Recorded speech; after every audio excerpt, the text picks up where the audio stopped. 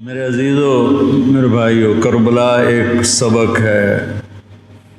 کربلا صرف 10 دن رونے دھونے کے لیے نہیں ہے، ایک سبق ہے کہ اپنی زندگی کو اللہ رسول کے سامنے جھکا دو۔ گردنیں کٹنے کے لیے اللہ ہم سے نہیں مطالبہ کر رہا، وہ انہیں ہستیوں کے لیے تھا۔ ہمارے ذمہ ہے کہ ہم اللہ اس کے رسول کے سامنے سر جھکائیں، مسلم بن کے چلیں، مومن بن کے چلیں۔ اللہ کے واسطے میرے بچوں، اگر میرے شاگرد ہو تو یہ دیوبندی اور یہ بریلوی، یہ جھگڑے نکال دو، اپنے آپ کو مسلمان کرو، مسلمان۔ میں ایک دفعہ ایک جگہ بیٹھا تھا تو ایک بزرگ بیٹھے تھے، کہنے لگے جی آپ دیوبندی ہیں کہ بریلوی؟ تو میں نے کہا جی میں مسلمان ہوں۔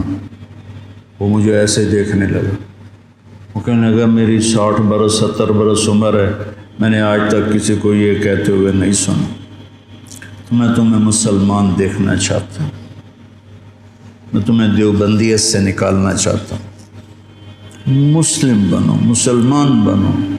ہم امام ابو حنیفہ کے فتوے پر چلتے ہیں، ان کے فتاوی کی جو تشریح اہل دیوبند نے کی ہے ہم اس کو زیادہ صحیح سمجھتے ہیں، باقیوں کو عزت دیتے ہیں، احترام کرتے ہیں۔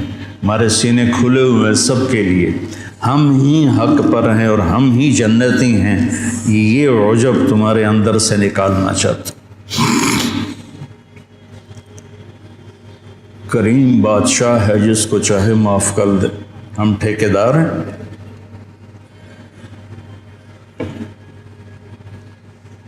مسلم بنو، مومن بنو، امتی بنو۔ ہم شیعہ ہیں، ہم اہل تشیع ہیں، ہم بریلوی ہیں، ہم اہل حدیث ہیں، ہم دیوبندی ہیں۔ ان الفاظ کو چھوڑ دو بیٹا، پوری دنیا پھرا ہوں کہیں یہ لعنت نہیں، یہ ساری بر صغیر کی پھیلائی ہوئی لعنت ہے۔ میں تمہیں چاہتا ہوں کہ تم ایک اچھے مسلمان ہو، کہیں بھی جاؤ، میری طرف سے ضروری نہیں کہ مدرسوں میں ہی پڑھانا ہے، اتنے مدرسے ہیں ہی نہیں، جس جگہ جاؤ بیٹا مسلم بن کے جاؤ، سب سے محبت کرو، سب سے دلوں کو صاف کرو، سب چیز۔ تمہیں پتہ ہے میں یہ طوائفوں کے بازار میں جاتا رہا، ان کے گھروں میں بیٹھتا رہا، ان کو پاس بٹھا کے ان کو دعوت دیتا رہا۔ میرے لیے میں انہیں بیٹی کہتا تھا، وہ رو پڑتی تھی کہ سانتا جی کس سے آئی تائیں بیٹی نہیں آکھیا، تسی سانو بیٹی آکھیا۔ جب مجھے سٹنٹ پڑا اور میں گھر آیا تو ساری طوائفیں مجھے پوچھنے میرے ڈیرے پر آئیں، باری باری، ساری، بوڑھی جوان سب، کہ ہمیں بیٹی آج تک کبھی کسی نے نہیں کہا۔ ایک سے میں نے کہا اپنی بچی کی شادی کر دیں،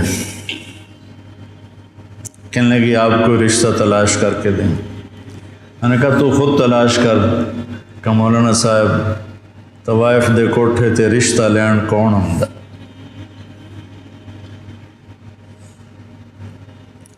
طوائف دے کوٹھے تے تب خریدار ہی آن۔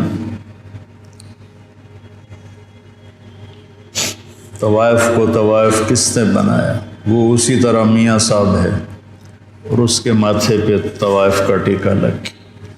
تو میں نے تو ان کے پاس جانے میں بھی کبھی یار محسوس نہیں کی۔ تو